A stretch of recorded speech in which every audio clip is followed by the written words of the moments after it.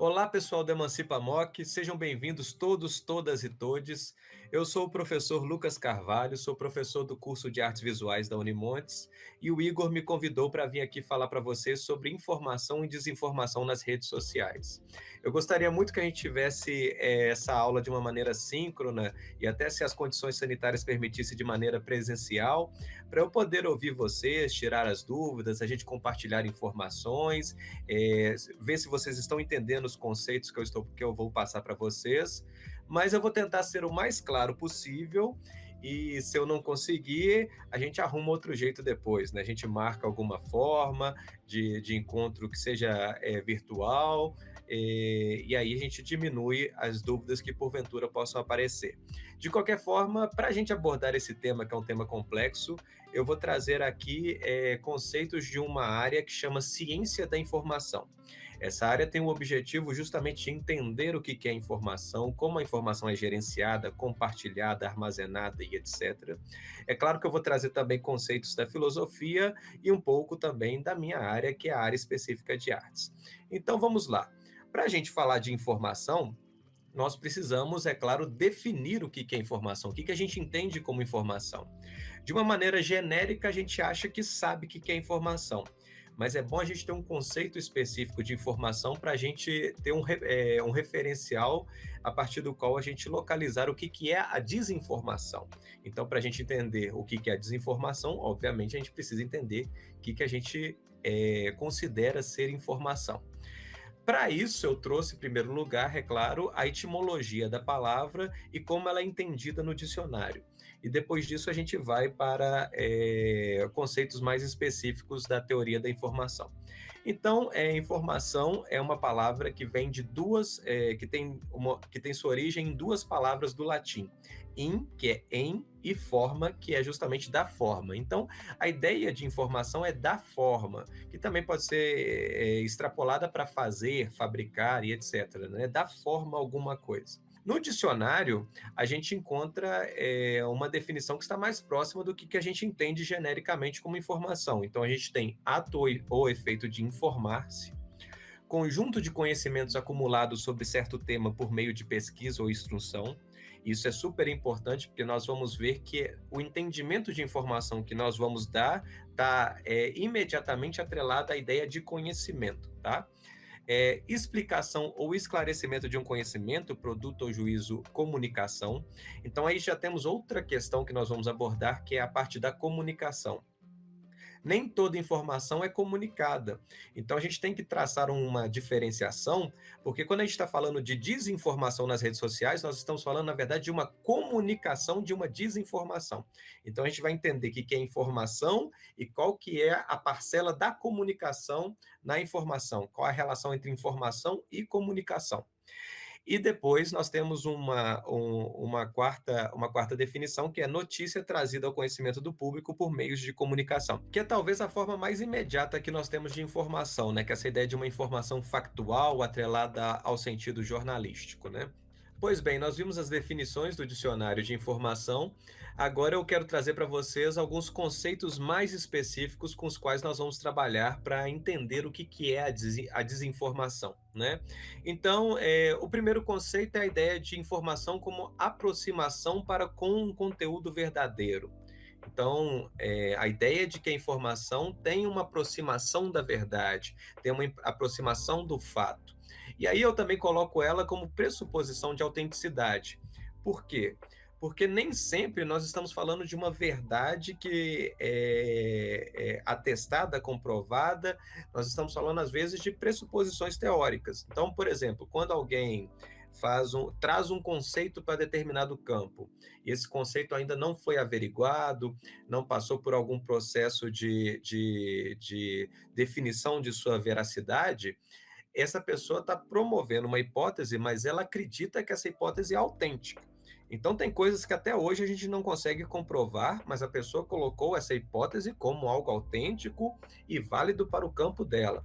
Por exemplo, Freud divide o nosso aparelho psíquico entre ego, superego e id. É difícil você comprovar isso. Você não tem exame para comprovar se nós temos essa divisão no nosso aparelho psíquico. Mas isso é coerente com a teoria da psicanálise, e mais do que isso, ele propôs isso acreditando autenticamente que é algo verdadeiro, né? Ele não propôs isso como uma dissimulação. Então, nós temos essa ideia primeira de aproximação com a verdade ou pressuposição de autenticidade. Depois nós temos a informação é conhecimento escrito. Então, esse segundo conceito está tratando a informação como conhecimento. Inscrito porque ele está registrado em alguma forma, né? Seja ela escrita, oral ou audiovisual, e em algum suporte. Então é importante nós termos essas duas dimensões. Primeiro, que é um conhecimento, e segundo, que ela está em algum suporte. E o terceiro conceito trazido, esse segundo conceito é trazido por Koadzik, e o terceiro conceito é a informação tem a finalidade de mudar o comportamento do receptor. Então, por exemplo, eu estou dando essa aula aqui para vocês. A expectativa é o quê? Que as informações que eu estou trazendo aqui para vocês mude a sua relação com o mundo, altere a sua vivência, traga mais repertório para vocês, modifique a sua forma de interpretar, principalmente as informações nas redes sociais e o que você vê como informação. Então, a informação modifica o receptor. Estamos aí, então, três conceitos que a gente vai usar para abordar informação. Vamos lá. Na medida, então, que a gente toma informação como imediatamente associada ao conhecimento, nos cabe definir primeiro o que é conhecimento e, a partir disso, fica claro o que é a desinformação, né? Informação é conhecimento e desinformação é desconhecimento. Então, assim, o Koadzik coloca para a gente que o conhecimento pode ser da coisa mais simples, né? Uma simples identificação, a compreensão exata e completa dos objetos, que é o conhecimento científico. Então, se alguém coloca lá na rede social a figura dela mesma em determinada situação e você identifica, você está tendo já um ato de conhecer. Você identifica a situação, a pessoa e etc. Mas é um conhecimento mais simples, né? Agora, se alguém apresenta um fato científico, apresenta alguma grande informação, alguma coisa que modifica, inclusive, a sua percepção de alguma realidade, de algum fato, etc., então nós já estamos num conhecimento que tem mais repertório, um conhecimento mais ampliado. O que é a desinformação? A informação torna-se desinformação quando o conhecimento registrado é alterado, falsificado ou está ausente. Então, o que nos desinforma? Nos desinforma justamente toda forma de deturpação de um conhecimento ou aquilo que não tem nenhum conteúdo capaz de promover o conhecimento. Então, a gente pode chamar tanto de desinformação, né, informação falsa, quanto a informação falsa, quanto aquela informação que está ausente. Basta vocês verem, então, que na sua vida, principalmente nas redes sociais, nós temos uma relação de escassez. Tem muito menos informações que elevam o conhecimento e muito mais informações que não trazem grandes conhecimentos, desinformações e até não informações, né? O que é a não informação? Só para ficar um pouquinho mais claro, que eu acho que eu não sei se eu fui tão claro quanto eu gostaria, mas é quando não tem nenhum dado de novidade, nenhum dado de originalidade. Então, ali você não tem nenhuma nova forma de ganho de repertório, de ganho de conteúdo. Então, você tem um conhecimento ausente, né? Uma não informação. E aí tem outra questão, outro conceito da ciência da informação, que é o conceito de documento. Documento é o suporte da informação. E eu espero que isso fique claro para vocês, porque nós vamos ver quais são os tipos de documento, mas não é um termo que a gente utiliza de forma tão corriqueira. A gente geralmente associa documento a papel, e a papel que tem uma autenticidade no sentido de estar relacionado a alguma instituição, né? Então, documento de cartório, o seu documento de identificação, mas documento é um termo genérico que designa os objetos portadores de informação. Então, na ciência da informação, documento expressa um objeto, uma ideia, uma informação por meios de signos gráficos e icônicos. Então, o documento pode ter palavra, imagem, diagrama, mapa, figuras, símbolos, pode ser um documento sonoro, pode ser um documento visual, e tudo isso, sendo um suporte da informação, é chamado de documento. Então, vamos lá, para a gente ficar mais claro para a gente. O documento, ele é denominado segundo seu tipo de suporte. Então você pode falar um documento em papel, né? E aí eu até queria pegar aqui algum para vocês, mas aqui, ó, isso aqui é um documento em papel, é um atestado médico, documento em papel. Pode ser um documento eletrônico, que é o que a gente mais transmite atualmente. A gente fala o tempo inteiro no WhatsApp, tudo aquilo que a gente está escrevendo é um documento, tá? Pode ser um documento fílmico. O que é um documento fílmico? Um documento gravado numa película. Antigamente os filmes eram gravados em película e também as fotografias. Então, o documento é denominado segundo seu tipo de suporte. E aí, é claro, eu trouxe essa frase aqui do Walter Benjamin. Nunca as obras de arte foram reprodutíveis tecnicamente em tal escala e amplitude como em nossos dias, porque o alcance de determinado documento é determinado pela sua capacidade de replicação e transmissão, né? Ou seja, sua capacidade de reprodutibilidade e os meios pelos quais ele pode ser transmitido. Então, um alcance de um documento de papel, ele é bem diminuído, porque você, no máximo, pode fazer cópias e espalhá-las por aí. Mas o alcance de um documento eletrônico, na medida que você coloca nas redes sociais uma foto sua, um texto seu, é muito exponenciado. Então, de acordo com o tipo de documento, ou seja, com o tipo de suporte que está a informação, você tem variações das possibilidades de alcance e transmissão. Então, olha só, para ficar mais claro para vocês, os tipos de documentos e seus alcances, né? Temos aqui, então, documento em papel. Documento em papel pode ser qualquer coisa que esteja no suporte do papel, tá, gente? Então, documento em papel não necessariamente é texto. Pode ser uma equação matemática, pode ser uma partitura musical. Então, todas as formas de registro que o papel aceite, pode ser uma impressão de uma fotografia no papel, né? Tudo isso é documento em papel. Tudo isso é informação no suporte do papel. Documento em película ou fílmico, né? Então tá aqui registrado nessa película que você tem os vários frames do vídeo gravados e quando você passa isso rapidamente, você vê a imagem em movimento. Esses são documentos audiovisuais registrados em película. Recentemente nós tivemos uma queima na Pinacoteca e não sei exatamente qual foi o acervo que se perdeu ali, mas a Pinacoteca guarda filmes em película, originais de cineastas brasileiros variados, então pode-se ter perdido algum filme, né, no incêndio. Documento fotográfico, aquele documento, antigamente, a gente não está tão mais acostumado com esse tipo de documento, mas na origem da fotografia, ela nem reprodutível era. O documento, aquilo ficava gravado num suporte, que era um suporte de uma chapa banhada em sais de prata, né, que a gente chamava-se de daguerreótipo. Então, aquilo era único. E depois, com o tempo, surgiu a fotografia em papel, que você pode reproduzir, etc., né, no papel fotográfico, mas toda fotografia no suporte fotográfico, né, física, ela pode ser considerada um documento fotográfico. E a gente tem, então, essa situação nova, assim, não tão nova, mas contemporânea, que é essa míriade, essa grande possibilidade de documentos eletrônicos. E aí os documentos eletrônicos são todos vistos como eletrônicos, mas eles têm muitas possibilidades de forma, né? Você tem um documento de Word, que é um documento em textual, você tem uma mensagem de WhatsApp, que também pode ser textual, videográfica ou imagética, mas tudo isso é documento eletrônico. E, obviamente, que cada um desses documentos tem um alcance muito variado, né? O papel, eu já disse para vocês, transmitir a informação do papel para muitas pessoas só fazendo cópias do papel. E mesmo assim, serão cópias que não vão ser cópias do original, né? Ainda mais se for um texto escrito à mão, só existe um original.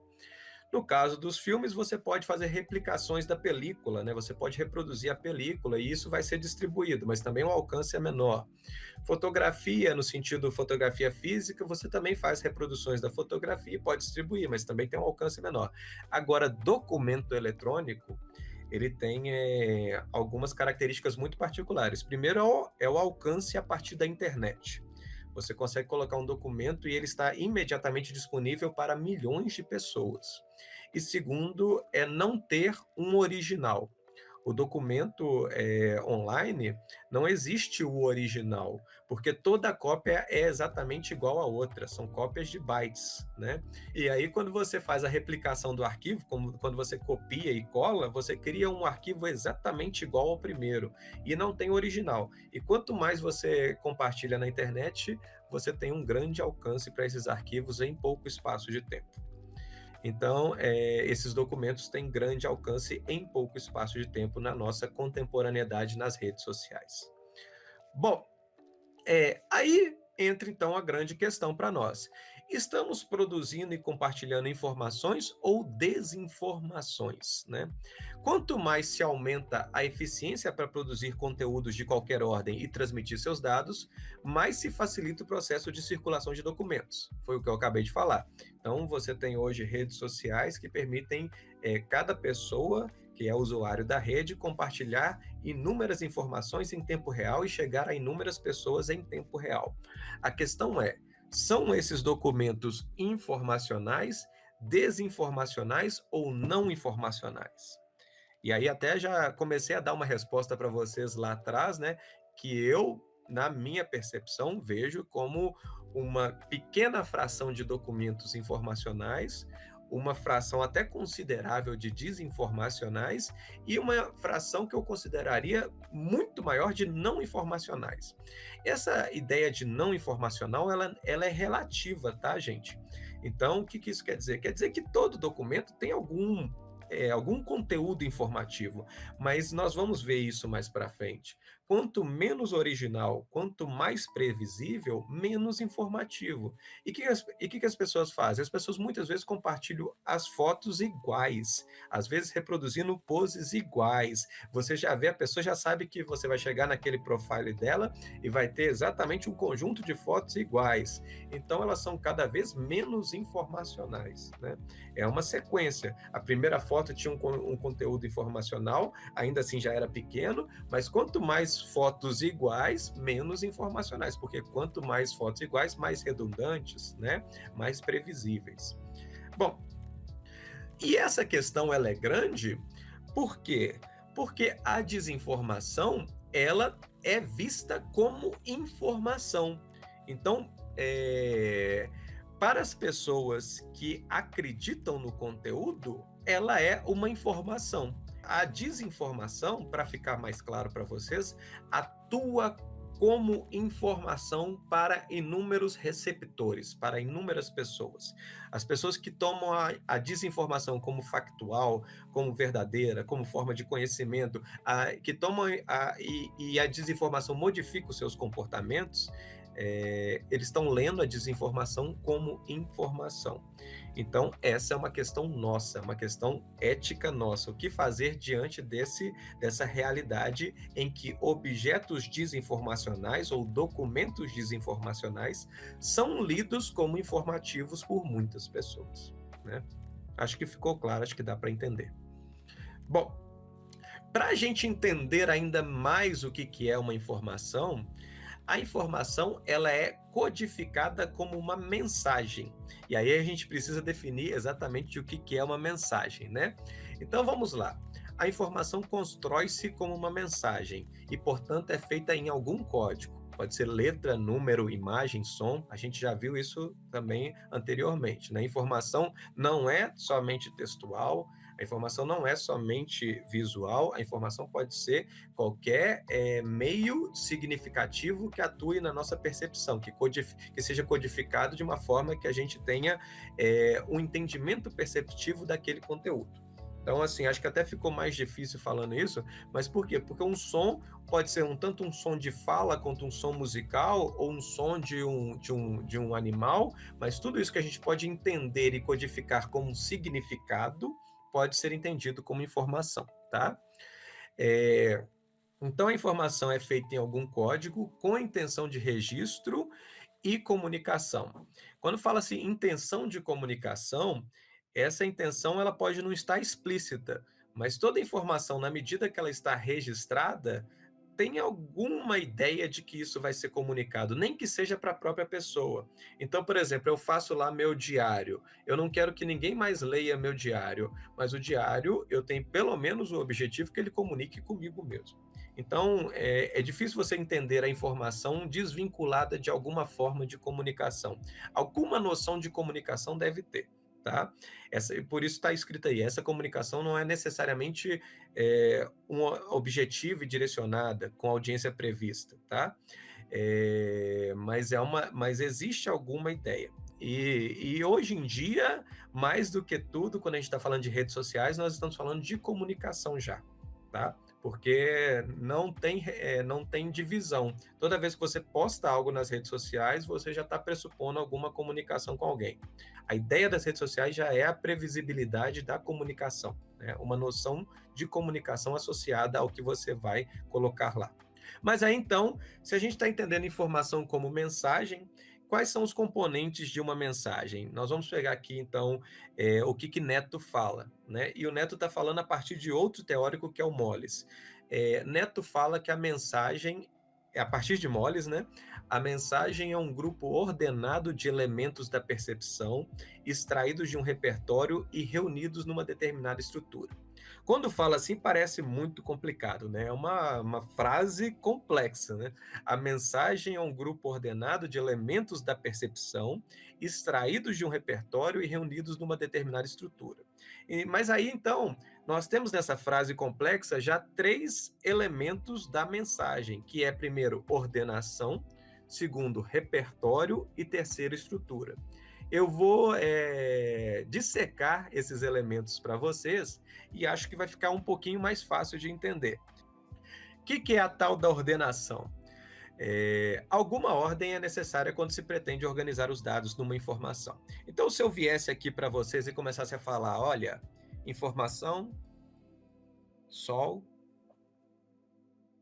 ok, beleza. Aí vocês vão falar, pô, o professor ficou maluco. Não tem nenhum sentido no que ele está falando. Por que não tem sentido? Porque não tem nenhuma ordem nas palavras que eu estou usando. Então, toda informação tem que estar em alguma medida ordenada. Quando a gente fala de ordenação, isso é relativo, tá? Porque você pode desorganizar uma sentença e ainda assim ela ter algum significado, né? Você pode ver imagens desorganizadas e ainda assim ela tem informação, significado, mas algum tipo de ordenação tem que ter, porque o completo caos não comunica, não informa nem comunica, ok? Então vocês viram aqui, se eu começo a falar palavras desconexas, eu não consigo ter uma ordenação que produza sentido. Então, toda mensagem tem que ter uma ordenação para ter sentido, para ser informativo, né? Segundo lugar, repertório.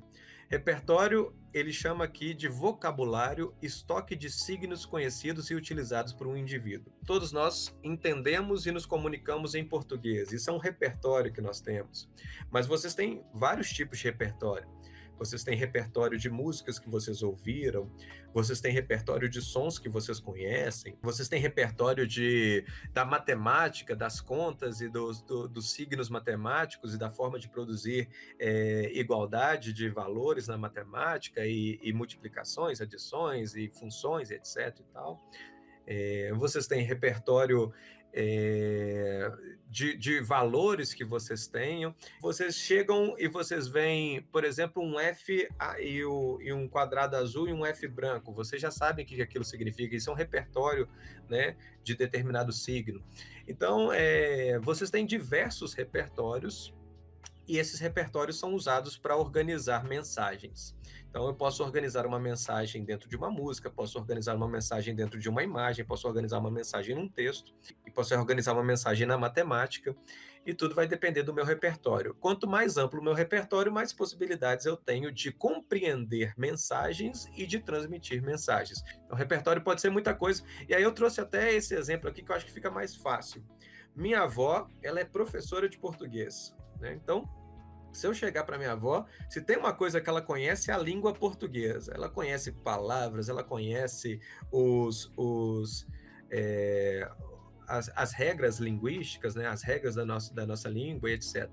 Mas talvez se eu chegar para ela e falar sextou, vó, ela não vai entender. Porque, por mais que ela seja professora de português, talvez a palavra sextou, né, que é uma gíria, não chegou ainda no vocabulário dela, não faz parte ainda do repertório dela. O repertório depende do indivíduo, das suas relações, da sua formação, das suas áreas de interesse, etc. E aí nós temos a tal da estrutura. A estrutura é um pouquinho mais difícil de explicar. A estrutura seria uma espécie de menor divisor comum, né?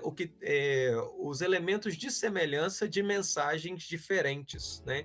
E aí você, então, quando você vê uma ordenação, que ela é uma ordenação, uma forma, acho que fica mais claro para vocês, uma forma que ela vai sendo novamente utilizada. Isso seria a estrutura de determinada mensagem, mesmo que mude o conteúdo. Talvez ficou muito abstrato para vocês, mas é claro, eu vou trazer um exemplo e aí vai ficar mais fácil de entender. Olha isso aqui. Qual que é a estrutura dos avatares de cortes de podcast? Hoje em dia está muito comum podcast, você entra no YouTube, só tem podcast. E aí eu peguei aqui vários avatares de cortes de podcast. E qual que é a estrutura? A estrutura é sempre a mesma. A estrutura é o quê? Geralmente a cara do entrevistado numa expressão até de tensão, né? E uma frase polêmica descontextualizada para despertar a curiosidade. Muitas vezes a gente clica nisso aqui, e isso aqui para quê? Para dar clickbait, né? Que é atrair seu clique para você ver a coisa.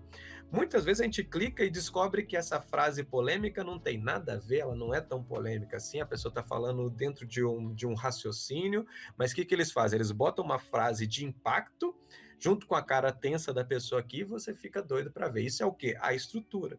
Então, toda mensagem, dependendo, e a estrutura varia de acordo com o ponto de vista que você está percebendo, tá? Então, a estrutura é uma coisa bem ampla e, ao mesmo tempo, ela é bem diversa, porque você poderia olhar de outras maneiras, tá? Dependendo da mensagem. Mas a estrutura é o que você consegue identificar como sendo recorrente na forma de determinada mensagem, quando ela varia, né? Então, quando ela tem diversas apresentações. Então, aqui nós temos a mensagem aqui do avatar de podcast, ela vai variando, etc e tal, mas você vê uma estrutura comum. Poderia pegar isso de qualquer outra coisa. Por exemplo, você poderia pegar qual que é a estrutura do dinheiro. Então, você pega lá as notas de real e você tem um real não tem mais, né? R$2, R$10, R$5, você vai ver que as notas são diferentes, mas tem uma estrutura. O número aparece em tal lugar, tem sempre a imagem de um animal, tem sempre a frase Deus seja louvado, tem sempre a assinatura do ministro da Fazenda, tem um tipo de letra que aparece em determinada localização, então tem uma estrutura. Então, você tem então esses 3 elementos aí numa mensagem: ordenação, repertório e estrutura. Bom, vamos lá. Vamos agora já falar um pouco da comunicação. Toda comunicação de uma informação envolve choque de repertório. Então, o choque vai ser da mensagem com o repertório de quem recebe.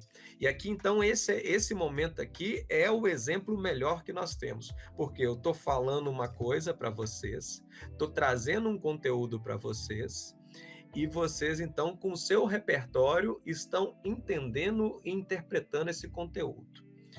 Não vão, talvez, pegar tudo, porque ver aula online é chato, então você começa a ficar distraído e etc. E também a forma como eu falo, às vezes vocês não captaram o que eu quis dizer, ou eu fui mal interpretado, então tem um choque de repertório aí. Mas, para ter alguma comunicação, tem que ter também uma afinidade de repertório. O que é afinidade de repertório? Eu estou falando em português, vocês estão entendendo em português e vocês compreendem a língua portuguesa. Então, nós conseguimos ter algum grau de comunicação. Bom, só para ficar mais clara essa questão de repertório, eu trouxe aqui essa imagem para vocês. E eu acho que essa imagem vai ser muito explicativa. Essa imagem é a primeira imagem em que foram registradas figuras humanas na história da humanidade. Primeira imagem fotográfica, desculpa. Então, essa imagem é a primeira imagem fotográfica em que foram registradas figuras humanas na história da humanidade. É uma imagem do Daguerre, né, que é inventor do daguerreótipo, que é a primeira máquina fotográfica.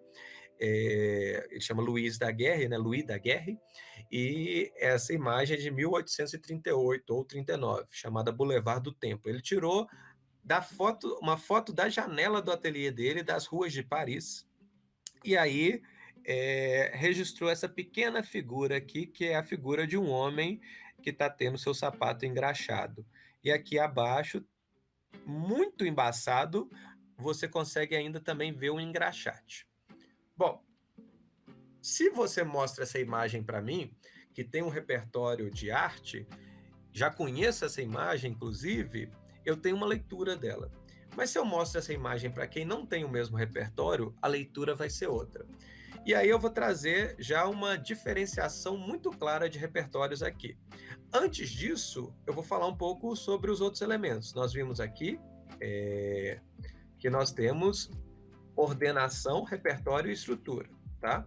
Então tá, a imagem ela é claramente ordenada, né? Ela tem uma composição, ela tem uma escolha de enquadramento, ela é claramente visível, né? Então você entende os elementos da imagem, ela não é uma abstração, então ela tem uma ordenação.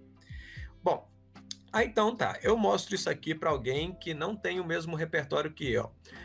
E existe uma ideia, e essa ideia ela atua muito no conceito da desinformação, que é a ideia de que a fotografia é a aproximação mais clara da realidade.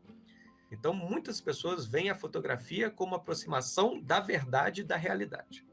Se eu mostro isso, então, para alguém, e isso é utilizado para transmitir desinformações o tempo inteiro, né? Se eu mostro essa imagem para alguém, essa pessoa vai falar: olha, que legal, mas interessante, né? A rua estava toda vazia, só tinha essas duas figuras. Só que não. Nessa imagem aqui, estavam passando toda hora carro não, né? Carroça, cavalo, gente. Essa rua era uma das ruas mais movimentadas. Por que não aparece na fotografia? Porque na época, para você tirar uma foto, você demorava 10 minutos de tempo de exposição. A foto tinha que ficar lá, o equipamento tinha que ficar lá captando a luz por 10 minutos para pegar a imagem, né? E aí, então, só quem ficou parado tempo suficiente para aparecer na imagem, além dos prédios, dos edifícios, foi o homem que estava tendo o sapato engraxado. Ele ficou na mesma posição por 10 minutos. O resto que estava andando não ficou captado na foto. Então, veja aí a grande diferença de repertório. Se eu mostro isso para alguém que não tem um repertório sobre como é que era a fotografia no século XIX, né, as origens da fotografia, o tempo que demorava para tirar uma foto, e ele olha com a ideia de fotografia de agora, que você tira a foto no mesmo segundo, ele vai achar então que nessa rua aqui não tinha mais ninguém mesmo. Ele vai achar que isso é uma verdade. Agora, se você tem um repertório que sabe que a fotografia originalmente demorava um tempo bem maior para se registrar uma imagem, você consegue entender... Opa, vou sair. Você consegue entender que na verdade, essa rua era bastante movimentada, esse cenário era bastante movimentado, e essa movimentação só não apareceu na foto por causa do processo fotográfico da época, que demorava mais tempo. E aí nós temos, então, um paradoxo, que é um paradoxo da teoria da informação, né? Que é as relações entre informação, comunicação e audiência. Quem vai receber a informação?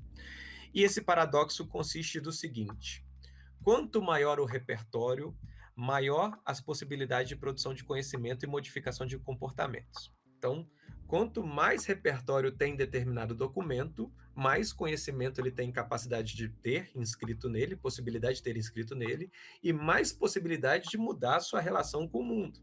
Nós vamos entender isso mais para frente, mas acompanhe o raciocínio. Então, quanto maior o repertório, maior as possibilidades de produção de conhecimento. Todavia, Existe uma lei proposta pela teoria da informação, isso aqui mais uma vez uma citação de Neto, que diz que quanto maior o repertório de uma mensagem, menor será a sua audiência e vice-versa. Então, quanto mais repertório tem uma mensagem, menos audiência tem. E aí, mais uma vez, essa aula é um grande exemplo para vocês. Essa aula aqui, eu fiz um grande esforço para que ela seja o máximo informativa, para que ela traga o máximo de repertório para vocês dentro do tempo que eu tenho. Mas quantas pessoas vão ver essa aula? Se eu conseguir 50, talvez seja muito. Então, tem muito repertório, mas quanto mais repertório, menor a audiência. Vamos entender melhor com mais exemplos. Veja bem, um livro, né? Um livro contendo um postulado científico novo, compilado depois de anos de estudo, possui bastante repertório, né? Cada página do livro é uma página que foi feita a partir de diversos estudos de análise, de organização de informações anteriores, de produção de novas informações.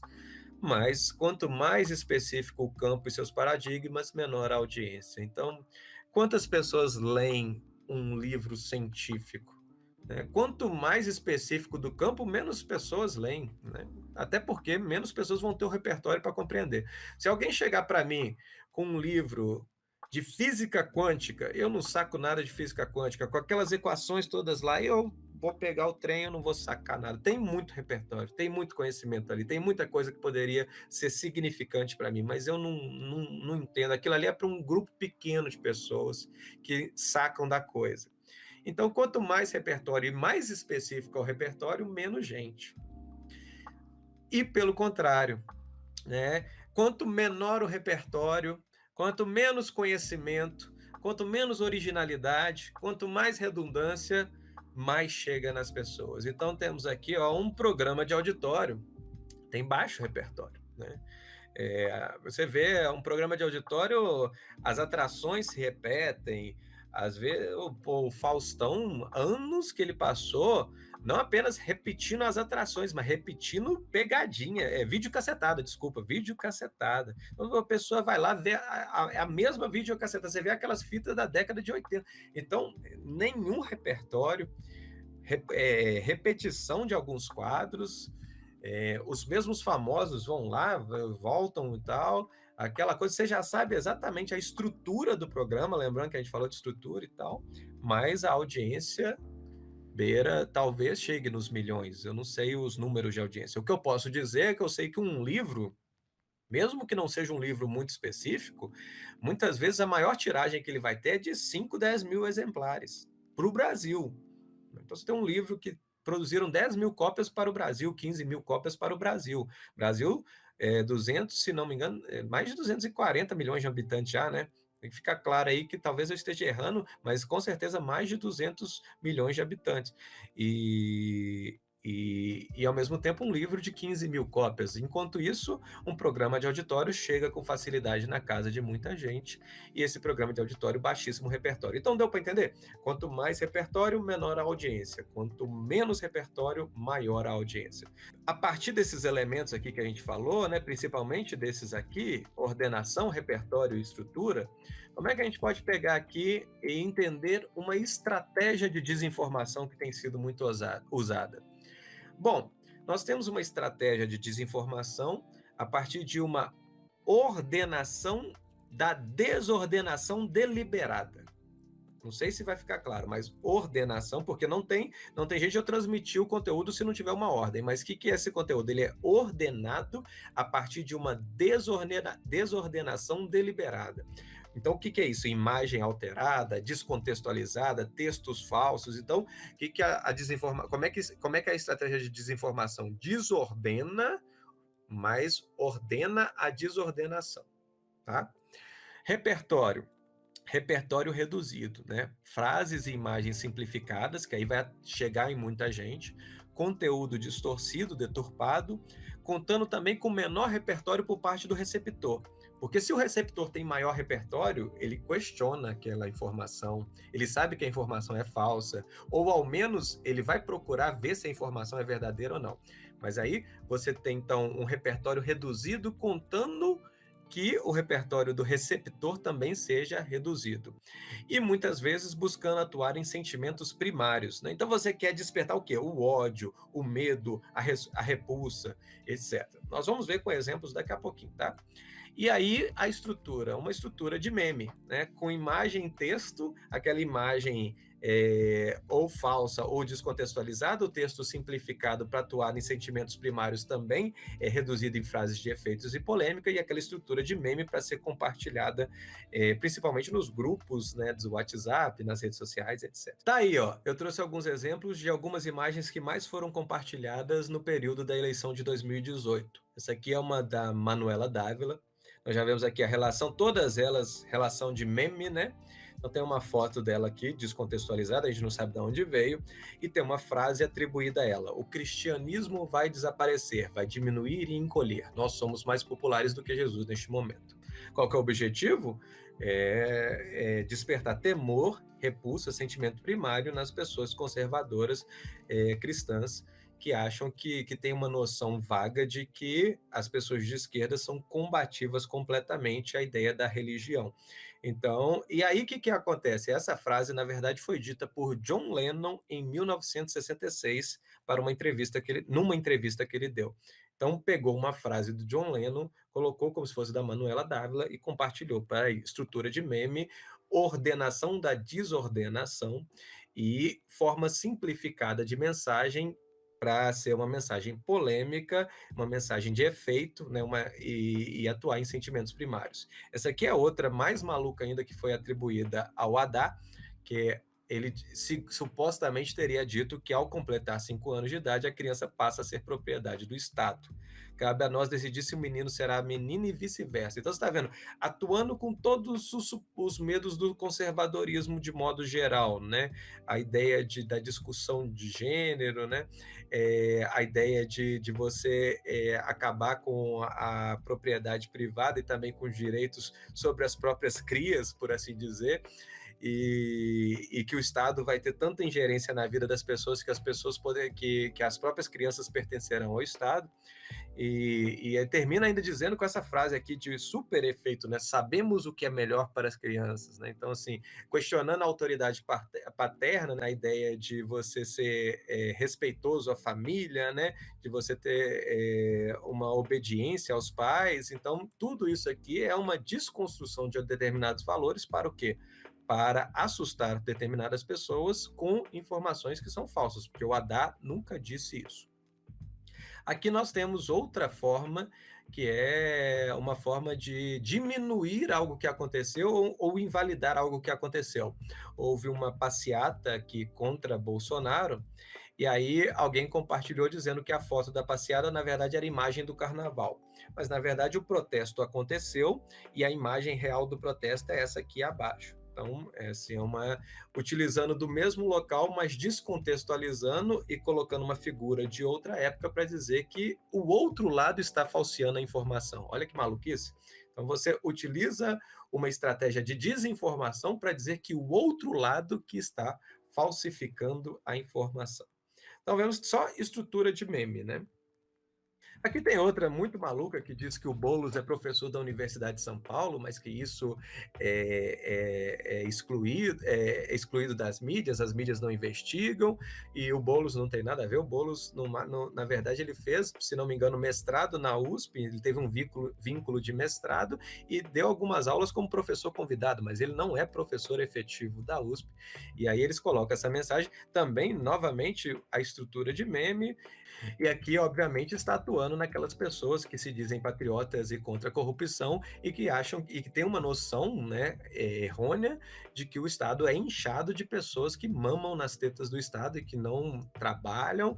E mais do que isso, nesse caso aqui, não só não trabalha, como o próprio Estado dissimula a informação para que não apareça para ninguém. Quando a gente sabe claramente que todos os nossos órgãos, sejam eles estaduais, municipais e federais, têm alguma forma de portal de transparência, você consegue ver até salário dos servidores, quanto cada um recebeu, a função que eles exercem, etc. e tal, né? Então, isso é aberto ao público, mas a estrutura da desinformação trabalha com a noção de que o repertório também do receptador é baixo o suficiente para que ele não vá questionar a autoridade de uma imagem claramente montada, né? E aqui, só para não dizer que eu não falei do outro lado, é claro que a desinformação, principalmente nas eleições recentes, foi das fake news, né? Foi exageradamente usada pela direita, né? Foi altamente usada pela direita, desproporcionalmente usada pela direita, né? Aí, em particular, quando a gente fala de direita, uma direita muito específica, que é o bolsonarismo. Mas, é claro, também a esquerda produz desinformação, a esquerda também faz circular desinformação. Então, aqui, como um balanço, eu também coloquei uma notícia que foi falsa, dizendo de dados sobre a popularidade do Lula que foram compartilhados como sendo de 2018, quando na verdade eram de 2010. Mas é claro, a proporção entre veiculação de desinformações, de fake news, é muito maior para a direita. Eu só trouxe isso aqui como uma medida também de juízo, de trazer a justiça para a nossa discussão, porque não é só a direita que produz desinformação, tá? A diferença tem sido as proporções e os exageros, né? E falando em proporções e exageros, essa imagem aqui é muito interessante, porque foi uma das imagens mais compartilhadas. Eu sempre mostro essa imagem para os meus alunos quando a gente está discutindo tecnologia da imagem. Ela foi uma das mais compartilhadas em 2018 e é uma montagem, porque supostamente traria Dilma ao lado de Fidel Castro. Eu até trouxe aqui como é que foi o meme, né? Um dos memes, né? Como é que foi compartilhado, né? É sempre aquela coisa combativa, de baixo repertório para produzir reações imediatas, primárias, né? Então, ainda tem a cara de pau de dizer que lutou pela democracia. Essa bandida queria o comunismo, que é o mesmo que ditadura, ou pior, e coloca a imagem da Dilma com Fidel. O único problema é que essa imagem de Fidel foi tirada em Nova York, não foi nem em Cuba, e quando essa imagem foi tirada, Dilma teria apenas 11 anos. Então seria uma questão de você apenas pesquisar a idade das pessoas para você entender que a imagem é falsa. Seria só isso. Mas se essa imagem circulou, e nós estamos vendo aqui que são 62 mil compartilhamentos, é porque as pessoas não têm nenhuma preocupação com a veracidade do conteúdo, com a veracidade da informação. Então, ou pelo menos algumas pessoas, né? E no caso 62 mil é muita gente. É muita gente. E é claro, muitos mais compartilharam isso em grupos de WhatsApp, etc. Então, assim, muitas pessoas têm uma despreocupação completa com relação à fonte, ou pelo menos com relação à verdade do conteúdo. E é claro, as intenções variam, né? A pessoa pode ter uma despreocupação porque realmente ela é ignorante e ignora mesmo, ou porque ela tem uma intenção ali, ela tem um interesse que essa imagem seja verdadeira, e o interesse supera qualquer atuação ética com relação à boa informação, né? A boa informação compartilhada. E aí isso traz para a gente novas discussões para a gente abarcar aqui. A primeira delas é a ideia de que hoje qualquer pessoa, na verdade, que tem um celular em mãos é capaz de produzir uma imagem, gerar um meme desse e compartilhar. A democratização dos meios de produção da imagem tornou todo mundo um comunicador imagético. Antigamente, eu sou dessa área, sou da área de artes, antigamente as imagens estavam nas mãos especializadas do artista. Hoje não. Hoje qualquer um de vocês, seja artista ou não, tem a capacidade de produzir e até distorcer uma imagem. Então nós temos essa questão. E junto com essa questão, nós temos uma questão de temporalidade. E não é só a temporalidade da idade, não, tá? Tem a ver com isso, mas vai muito além. Porque se as pessoas não estão preocupadas nem saber, então, qual que é o tempo, né, que essa imagem foi produzida e quais idades tinham as pessoas que estão aqui, elas também não tampouco estão preocupadas com o tempo de determinado conteúdo. Hoje na internet você não tem um tempo linear. Surgem imagens que são de outras épocas, como se fossem de agora, notícias voltam, fatos que foram de ontem voltam de agora como deturpados. Então, assim, você tem uma desvinculação de contexto, de imagem e de tempo.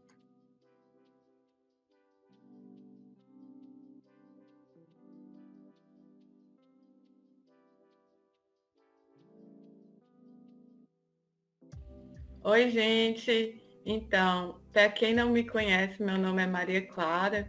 Eu atuo no Emancipa na área de história e ocasionalmente também de redação e na parte de comunicação, né? Dentre outras áreas. E hoje eu estou aqui, né, para falar um pouco da minha arte, né? Porque além de ser formada em história, um hobby, né, que eu tenho, que eu gosto muito, é desenhar e pintar, uma coisa que eu faço desde criança, né? E que durante esse período de pandemia, né, eu acabei desenvolvendo mais, né? Porque muitas vezes a gente tem essa capacidade de se expressar e fica inseguro porque não tem um estilo próprio, não tem um traço definido. E aí eu consegui, né, reunir alguns dos elementos que me inspiravam, né, nesse período e como forma também de distração, porque a gente ficou muito tempo preso em casa. E aí, através da aquarela e de outras técnicas, do uso de marcadores, eu fui juntando alguns elementos, algumas referências, né, que me inspiram, né? Tem alguns artistas que eu gosto muito, que são famosos já, que é o Van Gogh, a Frida Kahlo, mas também tem alguns artistas brasileiros que eu sigo no Insta, que também me inspiram. E aí eu fui juntando todos esses elementos, né, e consegui compor um estilo. Criei uma páginazinha lá de desenhos no Insta. Quem não me segue, o arroba é amariacaus, pode me seguir lá. E nessa página eu posto, então, esses desenhos que eu faço. A maioria são em aquarela e com os de marcadores ou tinta guache, né, que são tintas fáceis de manusear, né? Eu também já trabalhei com tinta óleo, tinta acrílica, mas dá um pouquinho mais de trabalho, né? E para desenhos pequenos, que é meu foco agora, não são tão úteis assim.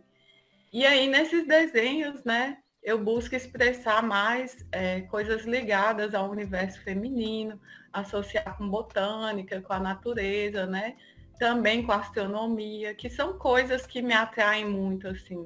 E essa mistura do surreal com o fantástico, né, com a realidade, é uma coisa que me chama muita atenção também. E eu levo muito isso para os desenhos, né? A maioria dos meus desenhos, eles são protagonizados por mulheres, né? E essas mulheres, geralmente, muitas pessoas me perguntam se é autorretrato, mas, na verdade, nem sempre a intenção é ser um autorretrato. Mas eu acho que todo artista acaba colocando muito dele mesmo nos desenhos, né? E aí eu retrato essas mulheres, geralmente sem roupas, né? Porque eu acho legal essa coisa de mostrar a mulher do jeito que ela veio ao mundo, de valorizar a beleza feminina, né? E associar com a natureza, né? Com a astronomia, que são coisas que eu gosto bastante também, dar esse ar místico, né? Uma coisa que também é muito presente, por exemplo, nas obras da Frida Kahlo, que é uma grande referência para mim, apesar de ter diferenças, né, no estilo, mas que ela mistura essa coisa do surreal com a realidade, né, e que eu acho muito legal. E que eu acho que toda arte também ela tem que ter um sentido político, né? Então, muitas vezes, por exemplo, uma coisa que talvez as pessoas não reparem, mas que eu sempre desenho as mulheres, né, sem a boca, né? E isso é muito um indício também, né, dessa questão de que você não precisa falar para se comunicar, né? Às vezes a realidade à sua volta, outros elementos podem comunicar, né? A própria expressão delas pode comunicar as coisas sem utilizar as palavras necessariamente. E aí eu gosto muito de usar cores neons, né? Nesses desenhos, porque eu acho que é uma coisa que ainda dá mais essa pegada do fantástico, né? É uma coisa que eu acho legal, que eu acho bonita. E, por fim, né, a mensagem que eu queria deixar para vocês, né, é que valorizem sua arte, tentem correr atrás, né? Se você gosta de se expressar, né, tente desenvolver seu estilo. Não é difícil, né? Às vezes a gente se priva muito também de entrar, começar, né, produzir arte por questão financeira, né? Porque realmente é um campo que às vezes demanda muito dinheiro, né? Muito material, mas assim eu acredito, na minha visão de arte, assim, que a gente pode fazer arte com o que a gente tem disponível para a gente, né? O que está mais próximo da gente. E é isso aí. Por enquanto eu tô desenvolvendo isso como hobby, mas estou buscando agora, né, profissionalizar mais, criar produtos a partir do que eu faço, né? Então, em breve, pode ser que vocês vejam aí alguns produtinhos, algumas coisas, né, que eu vou colocar para vender. E é isso, eu queria agradecer o Arte Emancipa pelo convite e espero que vocês sigam lá a página, deem um retorno, né, falem se gostaram ou não. E é isso.